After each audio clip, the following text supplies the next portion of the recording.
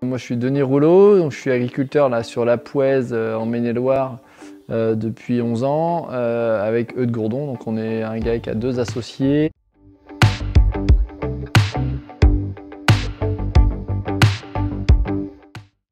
Les leviers que j'ai mis en place là par rapport au pâturage estival principalement, c'est d'essayer de finir mes agneaux le plus tôt possible.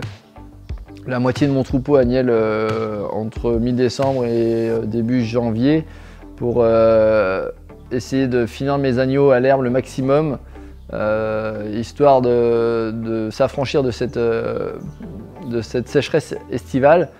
Et pour ça, depuis l'année dernière, j'ai acheté un nourrisseur pour pouvoir, assez jeune, pouvoir alimenter mes agneaux avec des céréales autoproduites. Directement au champ, même quand ils sont sous la mer, dans le but d'éviter de les faire rentrer en bergerie et de les laisser s'engraisser en bergerie l'été quand on n'a plus d'herbe. Par contre, l'avantage de ça, c'est que ça permet d'avoir des agneaux qui sont capables de se finir à l'herbe de printemps, quoi. Fin juin, début juillet, j'essaye de faire partir une partie de mes agneaux à ce moment-là.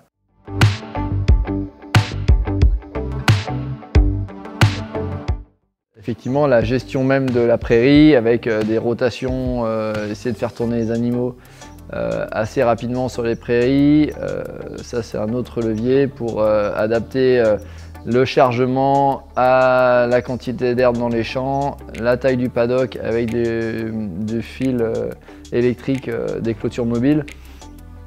Ça c'est un autre levier effectivement pour optimiser la gestion de l'herbe.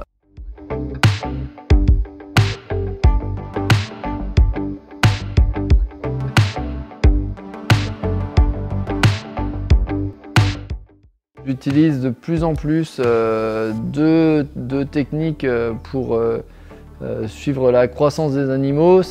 Premièrement, c'est dépeser régulièrement des agneaux. Ça permet de suivre le gain moyen quotidien, voir si les agneaux ralentissent en croissance. À ce moment-là, ça veut dire qu'il manque soit il manque de nourriture, soit il y a des problèmes de parasitisme.